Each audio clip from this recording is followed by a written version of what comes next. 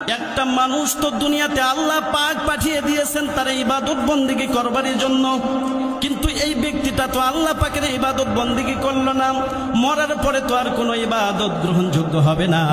আল্লাহ পাক বলবেন যে বান্দা, ও নাফরমান বান্দা, আমি তো তোমাকে দুনিয়াতে পাঠিয়ে দিয়েছিলাম আমার ইবাদত বন্দেগী করবার জন্য, আমার দাসত্ব করবার জন্য, কিন্তু দুনিয়াতে তুমি থাইকা আমার ইবাদত বন্দেগী করো নাই, আমার দাসত্ব করো নাই। সুতরাং আজকের এই দিনে তোমাকে দুনিয়াতে যাওয়ার আর কোনো সুযোগ নাই। কথা বলেন ঠিক কিনা? এই দুনিয়াটা হলো পরীক্ষার হল। এই পরীক্ষার হলের মধ্যে থাইকা আমাদের 5 ওয়াক্ত নামাজ পড়তে হবে, ইবাদত বন্দেগী করতে হবে, হজ করতে হবে, ইসলামের যে বিধিবিধান রয়েছে সব কিছু পালন করতে হবে। কথা বলেন ঠিক কিনা? মুসলমান ভাই, একটা ছাত্র যদি পরীক্ষার হলের মধ্যে যায়, হলের মধ্যে গিয়ে একটা সঠিক প্রশ্নের উত্তরে যদি টিক চিহ্ন দেয়, তারপরও কিন্তু এই সন্তানটি, এই স্টুডেন্ট কিন্তু পরীক্ষায় পাশ করবে। কথা বলেন ঠিক কিনা? আর পরীক্ষার হলের মধ্যে গিয়ে যদি সে চুপচাপ বসে থাকে, 1 ঘন্টা যায়, 2 ঘন্টা যায়, 3 ঘন্টা যায়, এই ছাত্রটা যদি একটা পৃষ্ঠাও না লেখে, বলেন তো এই ছাত্রটা পাশ করতে পারবে? না না না, পাশ করতে পারবে না।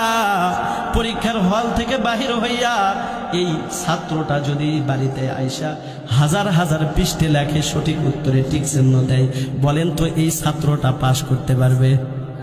সুতরাং বোঝা গেল এই দুনিয়াটা হলো পরীক্ষার হল। এই পরীক্ষার হলে থাইকা যদি আমরা সুবহানাল্লাহ বলি, এই পরীক্ষার হলের মধ্যে থাইকা আমরা যদি আলহামদুলিল্লাহ বলি, এই পরীক্ষার হলের মধ্যে থাইকা আমরা যদি আল্লাহ পাকের হুকুম মানি, তাহলে কাল কিয়ামতের দিনে আল্লাহ পাক যখন আমাদের হিসাব নিকাশ নেবেন, তাহলে এই সমস্ত কাজের ওসিলা করে আমার আল্লাহ রব্বুল আলামিন মাফ করে দিবেন। কথা বলেন ঠিক কিনা? মুসলমান ভাইরা আমার, একজন যুবক একটা পুরাতন কবরের পাশ দিয়ে তিনি হেঁটে যাইতেছেন। কিতাবের মধ্যে বর্ণনা এসেছে, পুরাতন একটা কবরের পাশ দিয়ে যখন তিনি হেঁটে যাইতেছিলেন, তিনি লক্ষ্য করে দেখেন যে কবরের মধ্যে একটা ব্যক্তি দাঁড়ায়া দাঁড়ায়া নামাজ আদায় করতেছে। বলি সুবহানাল্লাহ। যুবক দাঁড়ায়া রইলেন। একটা কবরের ভিতরে কিভাবে এই মানুষটা প্রবেশ করলো, আর এই কবরের ভিতরে সে কেন নামাজ আদায় করে দুনিয়াতে এত জায়গা থাকতে?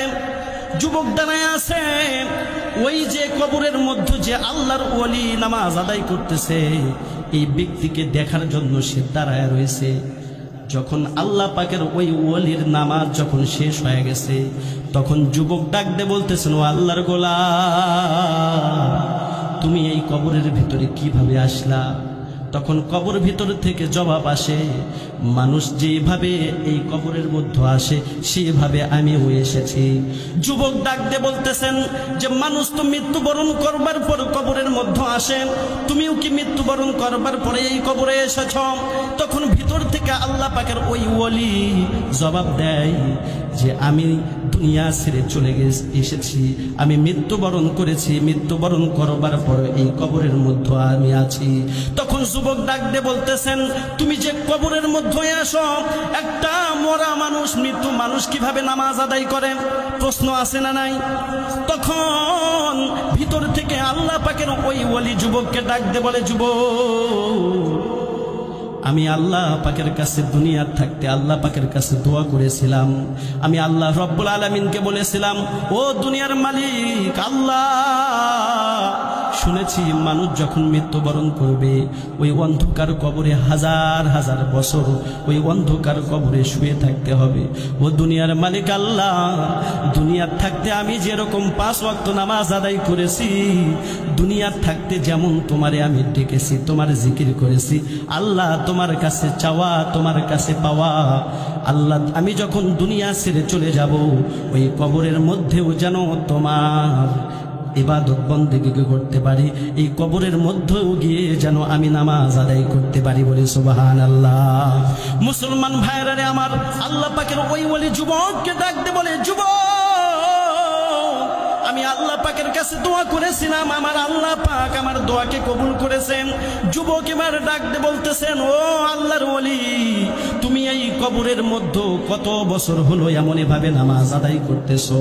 তখন কবরের মধ্য থেকে উত্তর আসে, একদিন নয়, 2 দিন নয়, 3 দিন নয়, 40 বছর ধরে আমি এই কবরের ভিতরে এমনই ভাবে নামাজ আদায় করি। বলি সুবহানাল্লাহ। এই কথা শোনার সাথে সাথে যুবক এবার উপর থেকে বলল সুবহানাল্লাহ। আল্লাহু আকবার বলি। কি বলেছে? সুবহানাল্লাহ বলেছে। এ মুসলমান ভাই, এই সুবহানাল্লাহ বলার সাথে সাথে এই কবরের মধ্য থেকে আল্লাহর ওলি এবার যুবককে ডাক দিয়ে বলতেছে, না যুবক, তুমি কি পাঠ করলা? বলে সুবহানাল্লাহ, আল্লাহ পাকের প্রশংসা করলাম। তখন ভিতর থেকে আল্লাহর ওলি বলতেছেন, এ যুবক, আমি 40 বছর ধরে কবরের মধ্যে আল্লাহ পাকের হুকুম মেনে যেই পরিমাণ সওয়াব অর্জন করতে পারলাম না, তুমি দুনিয়ার থাইকা একবার সুবহানাল্লাহ পাঠ করেছো, এই পরিমাণ সওয়াব আমি কামাই করতে পারি নাই। বলি সুবহানাল্লাহ। যুবক এবার ডাক দিয়ে বলতেছেন, ও আল্লাহর ওলি, এটা কিভাবে সম্ভব? এটা কিভাবে সম্ভব? তুমি 40 বছর ধরে এই কবরের ভিতরে ইবাদত বন্দেগী করতেছো, আমি একবার সুবহানাল্লাহ বলেছি, এই একবার সুবহানাল্লাহর পাল্লা ভারী হবে। কি কারণ? কি কারণ? তখন ভিতর থেকে জবাব আসে, এ যুবক, তুমি এখনো দুনিয়াতে বেঁচে আছো। এই দুনিয়া থাকতে যদি কোনো একবার সুবহানাল্লাহ বলে, একবার আলহামদুলিল্লাহ বলে, একবার আল্লাহু আকবার বলে, তাহলে আমার আল্লাহ রব্বুল আলামিন ওই বান্দার প্রতি খুশি হয়ে যায়। বলি সুবহানাল্লাহ। আমি তো মরে গেছি, আর মরা মানুষ যত ইবাদত বন্দেগী করুক না কেন তার কোনো কাজে আসে না। কথা বলেন ঠিক কিনা? সুতরাং মুসলমান ভাই, আল্লাহ পাক আমাদের এখনো জীবিত রেখেছে, এটা আমাদের জন্য সুযোগ। জানি না কখন কার মালাকুল মাউত চোখের সামনে এসে হাজির হয়ে যায়, কখন ওই মসজিদের মাইকে আমার নামটাই এলানো হয়। এই জন্য মুসলমান, আজকের এই মাহফিল